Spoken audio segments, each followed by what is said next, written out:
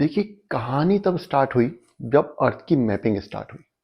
पहले क्या था, पहले रिसर्चर्स या साइंटिस्ट या जियोलॉजिस्ट जिनको भी बोल सकते हैं, वो सब ये सोचते सोचते थे कि अर्थ इज फ्लैट। अर्थ जो है वो फ्लैट है। ठीक है। काफी मूवीज में भी आपने देखा होगा, 6, 7, 8 की एनसीईआरटी में भी पढ़ा होगा आपने, जीसी लियोंग में पढ़ा होगा अगर पढ़ी है तो, कि पहले साइंटिस्ट ये सोचते थे कि अर्थ इज फ्लैट, कि ऐसे इस तरीके से ये बुक की तरह है। जैसे कि हमारी बुक है, ये दिखा देता हूँ, ये इस बुक की तरह है। ठीक है। बीच में या साइड्स में कहीं भी कॉन्टिनेंट्स हैं, और जो सी है ओशन के एजिस पे, अर्थ के एजिस पे पानी नीचे गिरा है और हम इसमें नीचे गिर जाएंगे अगर हम इसको क्रॉस करेंगे तो। ऐसा समझाता था। थोड़े टाइम बाद क्या हुआ कि जब लोगों को पता चला धीरे धीरे अर्थ राउंड है, और हमें जो जितने भी कॉन्टिनेंट्स लैंड मासेस का थोड़ा आइडिया होने लगा, तो क्योंकि यूरोप में स्पेशली नेवी उस टाइम पे डेवलप हो रही थी, 15th या 16th सेंचुरी की बात है। उस टाइम पे क्या हुआ कि जब नेवी डेवलप हो रही थी कि उन लोगों को जाना पड़ता था। आपको पता हो कि इंडिया में भी जो शिप्स आए थे, अमेरिका में भी जो गए थे, कोलंबस गए थे, वो शिप से गए थे। इंडिया में वास्को डी गामा आए थे, वो शिप से गए थे। तो उनको मैप्स की जरूरत पड़ती थी, मैप्स चाहिए होते थे। मैप्स चाहिए होते थे, तो भाई सेलर जब जाएगा तो मैप लेकर जाएगा, उसको पता होना चाहिए कहाँ से कि मुझे कैसे जाना है, थोड़ा बहुत आइडिया तो होना चाहिए। तो नए नए जो रिसर्चर्स हैं वो मैप्स पे ध्यान देने लगे, मैप्स बनाने के ऊपर। जब वो मैप पे ध्यान देने लगे तो स्टार्टिंग में जो मैप था वो इतना ज्यादा अच्छा नहीं था जैसा कि हमारा प्रेजेंट मैप है। उनमें कमियां होती थी, क्योंकि उस टाइम पे क्या सैटेलाइट तो होते नहीं थे। अब तो सैटेलाइट से हम लोग देख के बता देते हैं कि ये यहाँ से यहाँ तक कितनी दूरी है, या कहीं भी कोई भी पॉइंट पे। उस टाइम पे इतनी नहीं होता था, उस टाइम पे दिक्कत होती थी। तो इतने ज्यादा एक्यूरेट नहीं थे ये जो मैप्स थे। अब मान लीजिए ये यहाँ से यहाँ तक की 5 किलोमीटर की दूरी है, लेकिन उस टाइम के मैप्स जो थे या तो कम दिखाते थे या ज्यादा दिखाते थे, ऐसा हो जाता था। लेकिन फिर भी एक आइडिया था, रफ आइडिया मिल जाता था उनको सेल करने के लिए। जब उन्होंने मैप डिजाइन किए, नए नए मैप्स बनाए अलग अलग रिसर्चर्स ने, तो उन्होंने ये नोटिस किया, जो कि हमने लास्ट क्लास में पढ़ा था, कि भाई ये दोनों तो एक दूसरे में फिट हो सकते हैं। ऐसी पॉसिबिलिटी है कि ये दोनों अमेरिका और ये यूरोप और अफ्रीका का भी एक हिस्सा रहा हो। ऐसा इनको देख के लगने लगा मैप, ये है ना, ऐसा लग रहा है कि ये एक ही पेपर है, एक पेपर है जिसको कि अलग कर दिया गया। अगर इसको फिर से मिलाएंगे तो फिर दोबारा एक पेपर बन जाएगा ये। समझ गए, एक ही पेपर के दो हिस्से हैं, ऐसा लगने लगा। ये देखिए ना, आप समझ सकते हैं, ये पूरा हिस्सा इधर घुस जाएगा, ये इधर घुस जाएगा, ये इधर घुस जाएगा, तो ये पूरा एक लैंडमार्क बन सकता है। ऐसा लगा जब मैपिंग तैयार हुई। तो सबसे पहला ऐसा जो अटेम्प्ट किया था, इस तरीके की जो बात बताई थी, वो हमारे बताई थी अब्राहम ऑर्टिलियस ने बताई थी। ठीक है। उन्होंने ये बात बोली, ये नोटिस किया कि ऐसा हो सकता है, कि ऐसा लग रहा है। उन्होंने बोला नहीं कुछ, क्योंकि उस टाइम पे वो टाइम जो था वो ऐसा था कि आपके पास ज्यादा नॉलेज नहीं होती थी, आपके पास ज्यादा प्रूफ नहीं होते थे। आज क्या, कुछ भी आपको कोई प्रॉब्लम होती है, आप तुरंत एकदम क्या करते हैं, गूगल करते हैं, है ना? नहीं, आप क्या करेंगे, आप उससे रिलेटेड जो इन टेक्नोलॉजी है, आप उसकी सहायता लेंगे, आप उसकी हेल्प लेंगे प्रूफ इकट्ठा करने के लिए। ठीक है। प्रूफ से क्या करेंगे, सपोज कीजिए आपको देखना है कि कहीं भी कुछ भी इस तरीके की कोई प्रॉब्लम अगर आती है, तो आप तुरंत सैटेलाइट से देखेंगे कितनी डिस्टेंस है, मेजर कर लेंगे, रिमोट सेंसिंग सैटेलाइट्स जो होते हैं उन सबसे। ठीक है। उस टाइम पे ऐसा नहीं था, प्रूफ नहीं होते थे, तो लोग कहने से डरते भी थे। तो उन्होंने क्या किया, बताया कि ऐसी लगता है, देख के लग रहा है कि ये सब चीजें मिल रही हैं, ये पेपर है, एक ही पेपर है, ठीक है, जो अलग अलग हो गया है, ऐसा लग रहा है देखने में। ठीक है। उसके बाद जो सेकंड अटेम्प्ट जो था वो हमारे एंटोनियो पेलेग्रिनी जी किया। इन्होंने मैप ही बना के दे दिया, थोड़ी सी इन्होंने हिम्मत दिखाई, मैप बना के दे दिया। ठीक है। मैप बना के दिया, और उसमें बताया कि ऐसी पॉसिबिलिटी हो सकती है कि ये जो लैंडमास है कभी एक रहा हो। ठीक है। दोनों अमेरिका और यूरोप और अफ्रीका, ये 4 कॉन्टिनेंट्स। लेकिन जो हमारे विद्रोही जो आए, सबसे बड़े से विद्रोही जिनको बोलते हैं, बहुत से लोग इनको एक मतलब हीरो टाइप भी मानते हैं, इनके काम ही ऐसे थे उस टाइम के हिसाब से। इनका नाम था एल्फ्रेड वेगनर। ठीक है। ये जर्मन मेटीरियोलॉजिस्ट है, सबसे पहले तो यही बात है, मेटीरियोलॉजिस्ट है और दे रहे हैं जियोलॉजिकल थ्योरी। ठीक है। सबसे पहला तो विरोधाभास यही है। इन्होंने एक प्रॉपर वे में ये सब स्टडी किया, उनको कुछ और रहे थे, लेकिन उन्हें ये इस पे नजर पड़ गई कि यार ये कैसा मामला, ये कैसा झोल हो रहा है। जब ये इन्होंने देखा तो उन्होंने कहा यार ये तो मतलब ऐसा लग रहा है कभी पास्ट में सारे कॉन्टिनेंट्स एक रहे होंगे। थ्योरी इनकी सही थी, आज भी सही, आज तक भी सही, ऐसा हमें लगता है, आगे पढ़ेंगे हम। ठीक है। लेकिन उस टाइम पे क्या हुआ कि उस टाइम पे इनके पास प्रूफ नहीं थे, और अपनी बात प्रूव करने के लिए इन्होंने कुछ अपनी ही मनगढ़ंत कहानियां बगड़, मनगढ़ंत तो नहीं कहेंगे, लेकिन कहते हैं कि हम ही कह सकते हैं कि जो उन्हें लगा, उन्होंने सोचा, उन्होंने प्रैक्टिकल नहीं किया। सपोज कि इन्होंने दो फोर्सेस बताई थी, मेजर फोर्सेस, आगे हम डिस्कस करेंगे। एक तो पोलर फोर्सेस, इन्होंने थोड़ा सा बता देता हूँ, हिंट देता हूँ आपको। इन्होंने बोला कि ऊपर नीचे पोल है, तो पोल जो है वो नीचे के ये वाले लैंडमार्क को कुछ ऊपर खींच रहा है, कुछ नीचे खींच रहा है, ऐसा उन्होंने बोला। पोल्स पे वो है ना, फोर्स लगा रहे हैं, फोर्स। ज्यादा समझने की जरूरत नहीं है इस चीज को, बस उन्होंने बोला ऐसा, ये याद रखना है। राइटिंग में मैं लिखवा दूंगा उन्होंने क्या क्या बोला था। दूसरों ने बोला जब अर्थ रोटेट करती है तो मून से भी पुल आता है, उसकी वजह से ये इधर के इधर जा रहे हैं, इधर के इधर जा रहे हैं, इस तरीके से बोला कुछ। ठीक है, अभी डिटेल में समझाऊंगा, डिटेल में समझाऊंगा, आप उसको ज्यादा ध्यान वो मत कीजिए। मून का ग्रेविटेशनल पुल जो है, ट्रैक्शन फोर्स जो है, और पोल से ट्रैक्शन फोर्स जो है, जो पुल है, वो उसकी वजह से ये ऐसा हुआ। कॉन्टिनेंट्स पहले एक थे फिर अलग हो गए, उन्होंने ऐसा बोला। डिटेल में हम पढ़ेंगे ये आराम से, इसमें एनसीईआरटी में भी काफी कुछ दिया हुआ है, और जब जीएस पढ़ेंगे तब तो फिर तो बहुत ही डेप्थ जाना पड़ेगा। तो इन्होंने सबसे पहले दी हमारी कॉन्टिनेंटल ड्रिफ्ट थ्योरी। यही बातें इन्होंने एक ऑर्गेनाइज्ड वे में बताई कि ऐसा ऐसा हुआ होगा, और इसके लिए अब उनको जो उस टाइम पे ठीक लगी वो फोर्सेस भी उन्होंने बता दी। ठीक है, बाकी जो कॉन्टिनेंट की प्रेजेंट लोकेशन है वो भी बताई, पास्ट में क्या रही होगी वो भी बताई, पास्ट से आज जो लोकेशन हुई है अलग अलग जगह पे, उन सब के बारे में उन्होंने बताया कि ऐसा क्यों हुआ होगा, ऐसा क्यों हुआ होगा। ठीक है, यही हमें इस चैप्टर में पढ़ना है। आज हम जो पढ़ेंगे, आज का हमारा टॉपिक है कॉन्टिनेंटल ड्रिफ्ट। चैप्टर का नाम आपको पता ही है, distribution of ocean and continents. चौथा चैप्टर है एनसीईआरटी का। And my name is Ankur Kaushik and you are welcome on our channel UPSC accessible. ठीक है, तो ज्योग्राफी की क्लासेस अभी चल रही है एनसीईआरटी की। ठीक है, यहाँ पे देखते हैं। तो ये तो मैंने ओवरव्यू तो आपको एक दे ही दिया, समझने वाली चीज तो सारी समझा ही दी है, मतलब समझाएंगे अभी भी, ऐसी बात नहीं, मतलब मोटा मोटा बता दिया है। तो सबसे पहला जो लिखा हुआ, क्या लिखा हुआ एनसीईआरटी में कि अटलांटिक ओशन को देखिए आप। अटलांटिक ओशन को हम देख लेते हैं, ये रहा, चलो यहीं पे रख लेते हैं। अटलांटिक ओशन को देखिए, symmetry on the coast lines on either side. अब दोनों साइड जो सिमेट्री है, अगेन वही बता दिया। ऐसा लगता है कि ये एक ही स्क्रिप्ट को अलग, एक ही पेज को दो हिस्सों में अलग अलग फाड़ के अलग अलग कर दिया, ये दोनों एक दूसरे में फिट हो जाएंगे, कि बीच में बस ओशन किसी वजह से आ गया, अदरवाइज ये लैंडमार्क एक है। इसका मतलब सिमेट्री है दोनों तरफ। पॉसिबिलिटी क्या है, सिमेट्री को देख के ऐसा लगता है, पॉसिबिलिटी लगती है कि two America, Europe and Africa to be join together. इस सिमेट्री को देख करके अटलांटिक ओशन में जो सिमेट्री है कोस्ट लाइन में, दोनों तरफ इधर भी और इधर भी एक जैसी कोस्ट लाइन है, ऐसा लगता है कि फिट हो जाएगी एक दूसरे में। ठीक है, इस सिमेट्री को देख के लगता है कि दोनों अमेरिका, यूरोप और अफ्रीका एक हो, कभी या तो ज्वाइन हो सकते हैं या हो गए होंगे, हुए होंगे। ठीक है, ऐसा लगता है कि एक ही लैंड मास का हिस्सा है, ये हमारी पॉसिबिलिटी है। इस पॉसिबिलिटी में सबसे पहले जो नाम आता है वो हमारा आता है अब्राहम ऑर्टेलियस का। अब्राहम ऑर्टेलियस एक डच मैप मेकर थे। ठीक है, ये मैं क्या बोला, मैप मेकर। ठीक है, याद आया, बताया ना, अभी कहानी सुनाई। ये डच मैप मेकर थे। फर्स्ट प्रपोज सच पॉसिबिलिटी एज अर्ली एज 1596। 1596 में, टाइम भी वही है, टाइम बड़ा इंपॉर्टेंट है। उस टाइम पर अर्थ का मैप नहीं था। आपने जीसी लोग में पढ़ा होगा अलग अलग मैप्स के बारे में, अगर आपने जीसी लोग पढ़ी है, नहीं पढ़ी तो मैं तो पढ़ाऊंगा इस चैनल में, यहाँ पे पढ़ाऊंगा, कोई दिक्कत नहीं है। उसमें आपने अलग अलग उस पर पढ़ा होगा जीसी लोग में, कि अलग अलग टाइप के मैप्स बने थे। 6th-7th की एनसीईआरटी जो ओल्ड एनसीईआरटी जो उसमें भी थोड़ा बहुत होगा कि बार बार लोगों ने मैप्स बनाए थे जब तक पूरा एक्यूरेट मैप नहीं बन गया। ठीक है, ये मैप एक्यूरेट है काफी हद तक, लेकिन उस टाइम जब मैप्स बनते तो एक्यूरेट नहीं थे, तो टाइम भी इंपॉर्टेंट है। उससे पहले अर्थ को फ्लैट समझा जाता था, ये भी पढ़ना है आपको आगे। उसके बाद फिर इन्होंने तो बता दिया, डच मैप मेकर ने जब मैप बनाया, डच मैप मेकर थे, जब इन्होंने मैप बनाया, एक मैप ड्रॉ किया, तो इन्हें ऐसा लगा कि यार लग रहा है कि ये दोनों कॉन्टिनेंट, जो चारों कॉन्टिनेंट कभी एक रहे हुए, इनकी देख के कोस्ट लाइन देख के ऐसा लग रहा है। ठीक है, समझ गए। सपोज कीजिए पजल के 4 हिस्से हैं किसी पजल के, उनको मिलाएंगे तो एक हो जाएगी, वो एक पूरा एक लैंडफॉर्म बना देगी। ठीक है, एक कोई प्लेटफॉर्म या कुछ भी बना देगी, ऐसा लगा उसको देख के। सेकेंड टाइम में फिर क्या हुआ, और एंटोनियो पेलेग्रिनी, फिर आया एंटोनियो पेलेग्रिनी, उन्होंने एक मैप ही बना दिया। उन्होंने मैप बना दिया कि मैप बन जाएगा अगर इन चारों को मिला दिया जाए, छोटी मोटी, मतलब के बीच में ऐसा लग रहा है कि हाँ, थोड़ी बहुत मॉडिफिकेशन करके, थोड़ी बहुत ऊपर नीचे करके ये पूरा एक लैंडमार्क दिख रहा है। उन्होंने मैप बना के दिया तैयार करके। वो मैप हमें नहीं पढ़ना है। ठीक है, उसके बाद फिर हमारे हीरो साहब आए, क्या नाम था उनका, अल्फ्रेड वेगनर, अ जर्मन मीटियोलॉजिस्ट। ये एक जर्मन मीटियोलॉजिस्ट थे। जब कभी आंसर राइटिंग करेंगे, आप कोई आंसर लिखे तो उसमें ये बात मेंशन कर सकते हैं कि वो एक जर्मन मीटियोलॉजिस्ट थे। Who put fourth A comprehensive argument.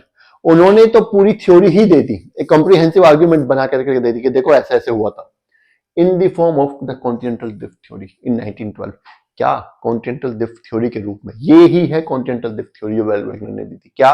कि सभी कॉन्टिनेंट्स कभी एक रहे थे और आज जो उनकी प्रेजेंट लोकेशन है वो अलग अलग हो गई है। क्यों हुई है उसके फोर्सेस भी इन्होंने बताए थे, रीजन बताए थे उन्होंने। ठीक है, और यही हमें पढ़ना है।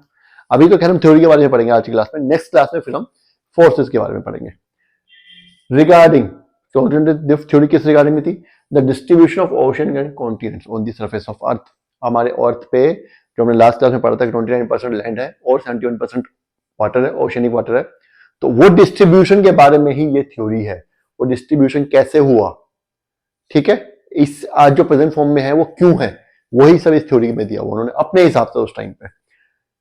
चलिए तो अब हम इसके बारे में ये हो गया, एक हमने प्रीव्यू दे दिया कि कॉन्टिनेंटल ड्रिफ्ट थ्योरी की क्या कहते हैं कि बेस कैसे रखा गया, क्या हुआ था ऐसा। तो कॉन्टिनेंटल थ्योरी का एक प्रीव्यू हो गया। अब हम कॉन्टिनेंटल थ्योरी के मेजर जो पोस्टुलेट्स हैं उन्होंने जो कहा था उसके बारे में थोड़ा सा पढ़ेंगे। ठीक है,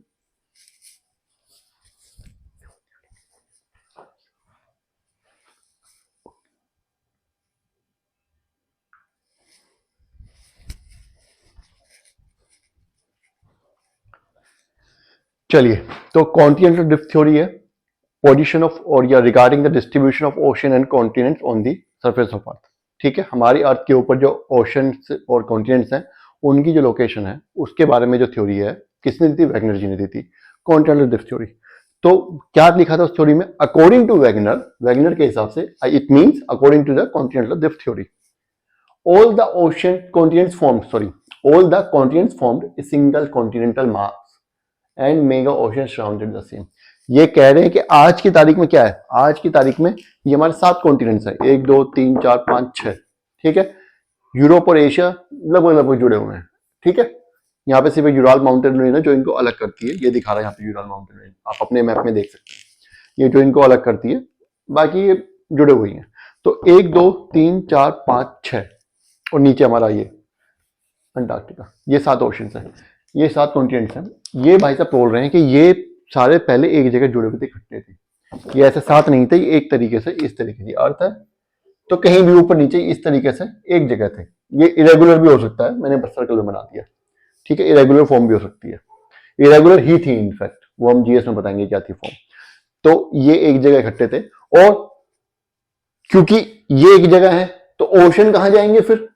ओशन तो थे तब भी, तो ओशन जो वो इसके चारों तरफ थे। इसका मतलब ये लैंडमास चारों तरफ से ओशन से घिरा हुआ था, सराउंडेड था। लिखा हुआ यहां पर में all the continents formed a single continental mass and mega ocean surrounded the same, कि और जितने भी कॉन्टिनेंट्स थे वो सब एक मेगा कॉन्टिनेंटल मास बनाते थे और एक मेगा ओशन जो था, बहुत बड़ा ओशन जो था, वो इसको सराउंडेड द सेम का मतलब वो इस लैंड मास को, सुपर कॉन्टिनेंट को क्या करता था? सराउंड करता था। ठीक है, समझ आ गया आपको यहां तक?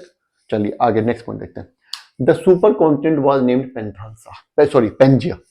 जो सुपर कॉन्टिनेंट है हमारा भाई साहब, इनका नाम क्या था सुपर कॉन्टिनेंट का? सुपर कॉन्टिनेंट मतलब 7 कॉन्टिनेंट्स को मिलाकर जो एक लैंड मास बना हुआ था पहले टाइम में, उसको हमने सुपर कॉन्टिनेंट बोला है और इसका नाम क्या था? पेंजिया, PANGAEA, ये हमारा पेंजिया और इसका नाम था। ठीक है, इसका मतलब क्या होता है? ऑल अर्थ, मतलब all land at one place, इसका मतलब है पेंजिया। ठीक है, यहां तक समझ आ गया? आगे चलते हैं। अब लैंड की बात हो रही है तो बच गया ओशन। ठीक है, लैंड तो बीच में आ गई सब एक जगह इकट्ठी, अब चारों तरफ ओशन बच गया।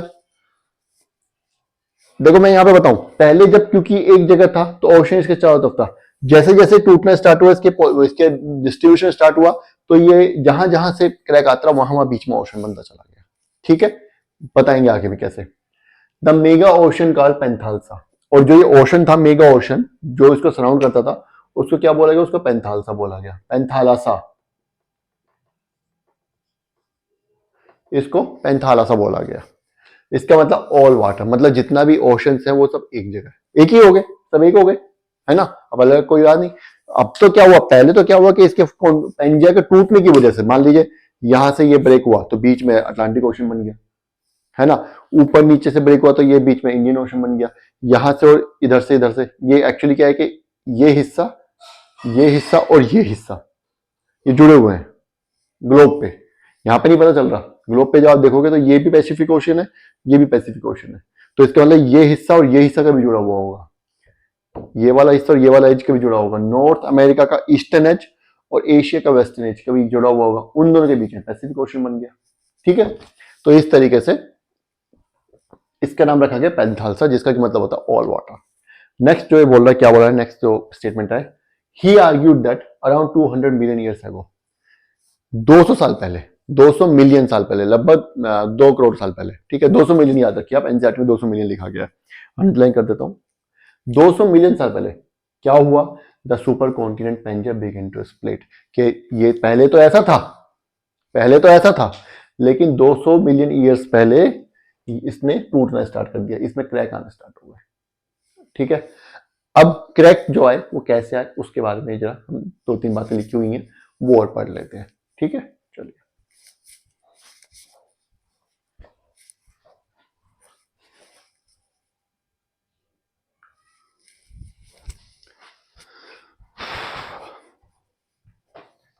चलिए, कॉन्टिनेंटल ड्रिफ्ट के बारे में थोड़ा सा पढ़ लिया है, नेक्स्ट हम पढ़ते हैं। अब ये तो पता चल गया कि 200 मिलियन ईयर्स पहले, 200 मिलियन ईयर्स अगो, जो कि हमारा पेंजिया है, पहले तो एक मास था, लैंड मास, 200 मिलियन ईयर्स से पहले तक। 200 मिलियन ईयर्स पे क्या हुआ, इसमें ब्रेक, ये टूटना स्टार्ट हो गया, इट स्टार्टेड ब्रेकिंग। ठीक है, अब इसके ब्रेक होने का भी पैटर्न है जो वेगनर साहब ने बताया। क्या ब्रेक होने का पैटर्न था, द पेंजिया फर्स्ट ब्रोक, पहले क्या हुआ, इनटू लार्ज कॉन्टिनेंटल मासेस, ये पहले 2 लार्ज कॉन्टिनेंटल मासेस में टूटा, जिनका नाम था लोरेशिया और Gondwana land, forming the northern and the southern components respectively. अभी क्या बोल रहे हैं कि स्टार्टिंग में क्या हुआ, ऐसा नहीं है कि पेंजिया टूटा और आज वाली फॉर्म में आ गया तुरंत, नहीं, स्टार्टिंग में इसके 2 टुकड़े हुए, ये नॉर्थ है, नॉर्दर्न हिस्सा हो गया पार्ट, ये साउदर्न पार्ट हो गया।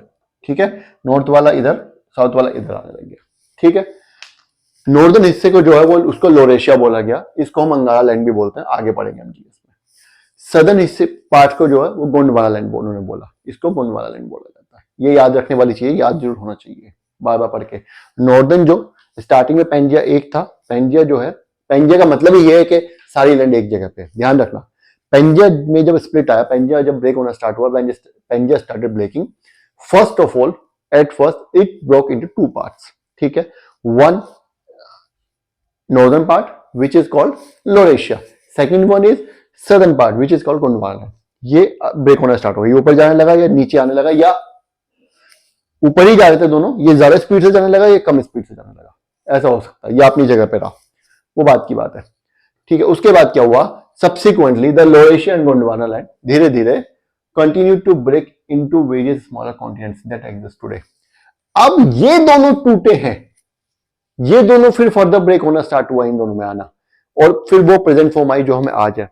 मैं आपको यहाँ पे थोड़ा सा डिटेल में एक चीज बता देता हूँ कि जो हमारा नॉर्दर्न पार्ट था जिसमें कि लोरेशिया आता है, उसमें कौन कौन सा पार्ट था, उसमें हमारा नॉर्थ अमेरिका था, यूरोप था और एशिया था मेजरली, ये मिलकर के लोरेशिया बनाता था।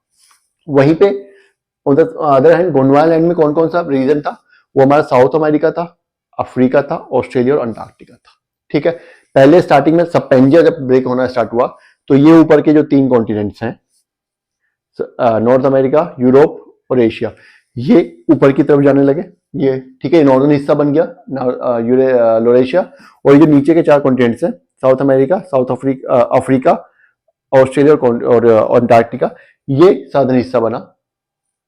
क्या बोलते हैं इसको, इसको गोंडवाना लैंड बोलते हैं, और इन दोनों के बीच में स्प्लिट आ गई। ठीक है, ये मैंने समझा दिया। अब ये दोनों हिस्से टूटे, धीरे धीरे इनमें ब्रेक होने स्टार्ट हुए और ये फिर प्रेजेंट फॉर्म में आए। Subsequently, Laurasia and Gondwana continue to break to various smaller continents that exist today। और अब फिर लोरेशिया और गोंडवाना लैंड जो है वो धीरे धीरे टूट के अलग अलग कॉन्टिनेंट्स बने, छोटे छोटे, जिनको कि आज हम 7 कॉन्टिनेंट्स के रूप में देखते हैं। बीच में कुछ आइलैंड्स वगैरह भी हैं, ठीक है, वो भी उन्हीं से में से निकले हुए हैं। रीजन क्या हम पढ़ेंगे अभी आगे। A variety of evidence was offered in support of continental drift। Continental drift के सपोर्ट में बहुत सारे एविडेंसेस सपोर्ट किए गए, एक वैरायटी ऑफ एविडेंस, बहुत पूरा एक अच्छा सपोर्ट किया गया एविडेंसेस का। किसने किया था, वो हमारे वेगनर जी ने, एल्फ्रेड वेगनर ने वो एविडेंसेस दिए थे। वो एविडेंसेस सही भी हैं काफी हद तक, और आज भी और भी एविडेंसेस बाद में मिले थे, वो तो हम पढ़ेंगे खैर थ्योरी के बाद जो एविडेंसेस आए थे। तो ये हमारा कॉन्टिनेंटल ड्रिफ्ट के बारे में हो गया, जितना एनसीईआरटी में लिखा हुआ था, कुछ नहीं है, कॉन्टिनेंट जो आज 7 कॉन्टिनेंट्स है वो कभी एक हुआ करते थे, बस उसके उस एक क्या बोलते हैं कॉन्टिनेंट को हम पेंजिया बोलते थे। और उसके चारों तरफ जो ओशन था, ठीक, तब ये इतने सारे ओशन नहीं थे, 3-4, उस टाइम पे एक ही ओशन था पूरा उस लैंड मास को जो सराउंड करता था चारों तरफ से, उसको हम पेंथाल्सा बोलते हैं। सिंपल सी बात है, इतनी सी थ्योरी है। ये थ्योरी किसने दी? एल्फ्रेड वेगनर जी ने दी थी, ठीक है, 1912 में दी थी, ये भी हमने बता दिया। इस थ्योरी में उन्होंने कुछ एविडेंसेस भी दिए थे। नेक्स्ट क्लास उन्हीं एविडेंसेस के बारे में है, ठीक है। तो जब तक नेक्स्ट क्लास आती है तब तक आप इसको पढ़िए, बार बार रिवाइज कीजिए, एनसीईआरटी में पढ़िए। एनसीईआरटी नहीं भी पढ़ना चाहते हैं तो सब कुछ मैं यहाँ लिख ही दिया, सारा कंटेंट यहाँ पे आ जाता है, कोई दिक्कत वाली बात नहीं है। अच्छे से क्लास पढ़िए और कमेंट कीजिएगा, अगर कुछ समझ नहीं आता लाइक और सब्सक्राइब तो करना ही है, ठीक है। चलिए, थैंक यू।